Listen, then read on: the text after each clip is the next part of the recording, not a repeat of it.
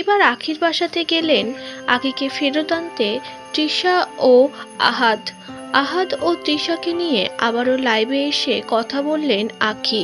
আখি কাঁদতে কাঁদতে জানিয়েছে তার দুঃখের কথা।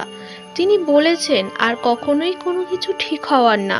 যেভাবে সকলের সামনে আমাদের এই ব্যাপারটা নিয়ে আলোচনা হয়ে গেছে তা আর কখনোই ঠিক হবে না। তবে তার ছেলের সাথে কখনোই আমি দেখা করতে বারণ করব না। তৃষা ও আহাদ যখন খুশি আসতে পারে তার সন্তানের কাছে। কিন্তু আমি চাচ্ছি না যে আমি কারোর সাথে কোনো কন্ট্রাক্ট রাখতে। আমার ছেলের জন্য যদি ওর বাবা ওর মা, যেহেতু আমি ওর মা, তৃষা ওর মা, ওই ক্ষেত্রে তৃষা তো অবশ্যই ভালোবাসে। আমার দিক থেকে কোনো বাধা কখনোই থাকবে না। আমি সবসময় ওদের সাথে কন্ট্যাক্ট করতে দিব। যখন মন চায় আমার ছেলেকে দেখতে পারবে, এটা নিয়ে আমার কোনো সমস্যা নেই। রাত হোক, গভীর রাত হোক, যখন ইচ্ছে আসবে এসে দেখে যাবে। এই যে আজকে যেমন আসছে সকালবেলা এসে দেখে গেছে, আমার কোনো সমস্যা নেই। এটা আমার এটা নিয়ে আমার কখনো কোনো সমস্যা থাকবেও না। পার্সোনাল ব্যাপার নিয়ে, একদম পার্সোনালের থেকেও আরো পার্সোনাল এইসব ব্যাপার নিয়ে যেতে এত সমালোচনা হয়ে গেছে, আমার মনে হয় না যে এগুলার কখনো ঠিক করার মতো এই টপিকগুলা। আমি চাচ্ছি না আমি আমার দিক থেকে কোনো কথাবার্তা বলতে। বাবুর যদি ভরণ পোষণের খরচ দেয়ও, আমি চাইবো যে আমার যেন কোনো ভরণ পোষণ না দেয়, কারণ আমি নিতে চাচ্ছি না। আজকে তৃষা নিচে যাওয়ার পরে যখন আর কি চলে যাবে, তখন রিয়ার কাছে একটা ড্রেস পাঠিয়েছে। তো আমি সাথে সাথে কল দিয়ে বলছি যে আমি ড্রেসটা রাখবো না। তো কুরিয়ার নাম্বার, তারপর বাসার অ্যাড্রেস যদি দিত হয়তো আমি পাঠিয়ে দিতাম। তো তৃষা বলছে যে আমি নিতে পারবো না, তোর যদি ইচ্ছা করে কাউকে দিয়ে দিস।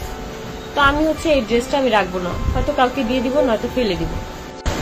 হয়তো আমি দেখে এখানে আসি, এত কিছুর পরও, এত কিছু হয়ে গেছে তারপরও আমি এখানে আসি। কিন্তু এগুলো নিয়ে যদি আমাকে সবসময় সাফার করতে হয় তাহলে তো কোনো কথা নেই। আমি চাচ্ছি না যে আমাদের এই সম্পর্কটা সামনের দিকে আগাক। ওরা ভালো থাকুক, আমি এখনো বলি যে ওরা ভালো থাকুক। এই জন্য আমি সরে আসতে পারি। এটা নিয়ে আমার কোনো কমপ্লেনও নেই, কোনো অভিযোগও নেই। আমি আমার মতো এখন বাঁচতে চাই।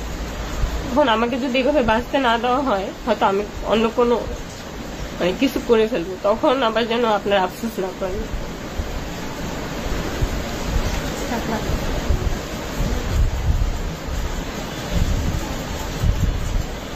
হ্যাঁ, লাইভ বলছে আমার বাবা নাকি, আমি নাকি জীবনে কোনোদিন 5 লাখ টাকা একসাথে চোখে দেখি নেই।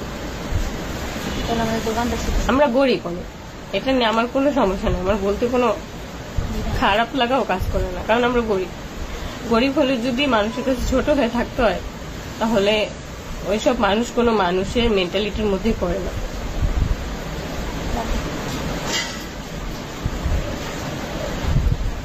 গার্মেন্টস নিয়ে যে কথাটা হইলো, আমার মনে হয় কি, বাংলাদেশের প্রত্যেকটা ফ্যামিলিতে একজন দুজন করে গার্মেন্টসে জব করে।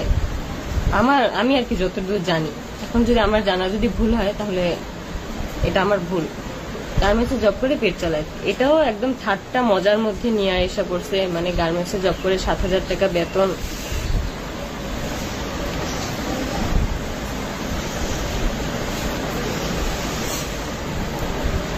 কান্না করো না আপু, কান্না আসলে আটকে রাখা যায় না। যা যা হইতেছে আমাকে নিয়ে, যা যা বলতেছে,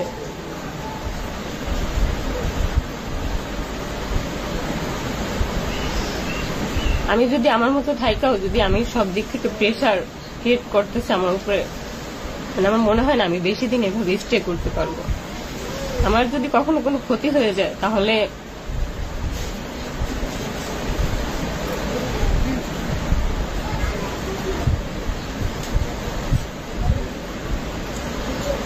যেখানে মানুষের কোনো মান সম্মানই থাকে না, ওইখানে আমার মতে না যাওয়াটাই বেটার। এখন তোমরা অনেকেই যারা যারা বলতেছো আমার ছেলের জন্য, আমি তো আমার ছেলের সাথে কারো কন্ট্যাক্ট অফ করিনি। আমার ছেলের সাথে যারা কথা বলবে, আমার কোনো সমস্যা নেই, আমার কোনোদিন থাকবেও না। যদি ওরকম থাকতো তাহলে আমি আজকেই কাউকে বাসায় আসতে দিতাম না। আর রইল আমার ছেলের ভরণ পোষণের কথা, এখন কে দুধ আর ডাইপার আনছে আমি জানি না, কিন্তু আমি ভাবছি যে ওর বাবাই হয়তো পাঠাইছে।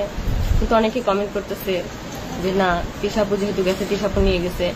এখন এটা যদি আমার ছেলেকে দুধ আর ডাইপার দিয়ে তারপর যদি আবার খোটার সম্মুখীন করে, তাহলে আমি বলবো যে আমার ছেলের কোনো খরচাদি কিচ্ছু দেওয়া লাগবে না। আমার তো খরচের কোনো প্রশ্নই আসে না এখানে। যদি আমি রাখতাম তাহলে আজকে ড্রেসটাই রাখতাম, কিন্তু রাখবো না। আর ব্যান্ড আর ওই যে হাতের একটা ব্রেসলাইট, আমি চাই না এগুলো। কেন আমার জন্য নিয়ে আসছে?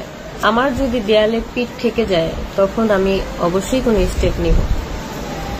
কারণ কোনো মানুষই একটা মানুষের উপর এত নির্যাতন, এত মিথ্যা অপবাদ দিতে পারে না।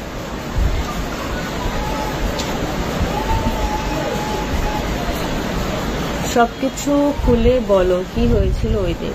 ওই দিন আসলে মেইন ওই দিন আগে থেকেই ঝামেলা ছিল, মানে আমার সাথে তোমাদের ভাইয়ার সাথে আমার ঝামেলা মানে কয়েকদিন পরপরই হতো, তো যার কারণে ওই দিনও ওই ঝামেলাই ছিল। আমি তোমাদের ভাইয়াকে ডেকে জিজ্ঞেস করতেছিলাম যে রুম কিভাবে কি আলাদা করতেছে, তো তোমাদের ভাইয়া ওখানে আর কি আমাকে বলতেছে আমি জানি আমাকে কেন বলতেছো। আমি ভাবছি হয়তো যে তোমাদের পিসাপুর সাথে কথা বলে তোমাদের ভাইয়া হয়তো এরকম আর কি একটা ডিসিশন নিছে যে বেডরুম আলাদা করবে। তো ওই ক্ষেত্রে আমি একটু বলছি, তো আমাকে বলতেছে যে আমি জানি না, ওকে জিজ্ঞেস করে। তখন আবার আমি রিপিট বলছি যে তোমার সাথে কি কথা হয়নি যে রুম আলাদা করতেছে। কারণ আমি জানি যে সবসময় বরাবর আমরা তিনজন একসাথে কথা বলি, আর যেহেতু আমরা তিনজন একসাথে বলিনি, হয়তো ওরা দুজন একসাথে কথা বলছি, তো ওই জন্যই। তো ওই এক কথায় দুই কথায় আর কি ঝগড়া আর কি হয়েছে।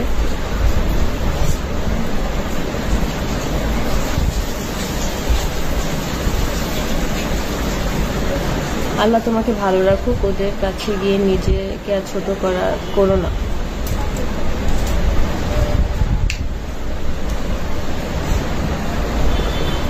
আপু তুমি ভালো থাকো, দোয়া করো আপু।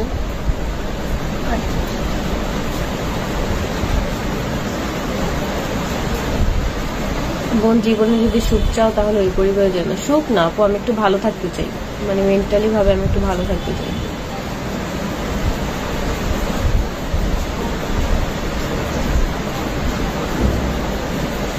আপু তুমি নাকি অনেক হিংসা করো। আমি যদি হিংসা করি আমার আল্লাহই দেখবে যে আমি আমার মনের মধ্যে কি আছে আর কি নাই।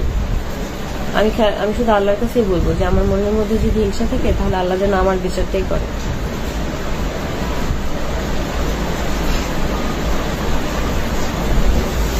হিংসায় যদি করতাম তাহলে হচ্ছে আমি আমার ছেলেকে আজকে দেখতে দিতাম না, বলতাম যে আমার ছেলেকে দেখতে দিব না। আমি যদি না দেখতে দিতাম তাহলে তো কোনো ভাবেই মানে দেখতে পারতো না। যদি ওই হিংসা করে বা রাগ জেদ করে যদি বলতাম দেখতে আসতে চাইছে, আমিও আমার বন্ধু বলছি যে হ্যাঁ দেখতে আসুক, সমস্যা কি। কারণ এটা হচ্ছে ওদের হক, আর বাবুরও এটা হক, কারণ ওর বাবা। আর তোমরা ওই পোস্টটায় অনেকে কমেন্ট করছো যে মানে তুমি কি আসল মা না। আসলে হচ্ছে আমরা যেহেতু দুইজনই ওর মা, এই জন্য হচ্ছে আমি ওই ক্ষেত্রে উল্লেখ করে বলছি যে আয়েশের আম্মু। তো তোমরা এখানে অনেকে অনেক কিছু মানে মনে করতেছো যে আমি হয়তো সৎ মা বা কিছু, আসলে ওইরকম কিছুই না। এই আলিশাকেও আমি মানে আমিও ইচ্ছা ছিল যে আলিশা আমাকে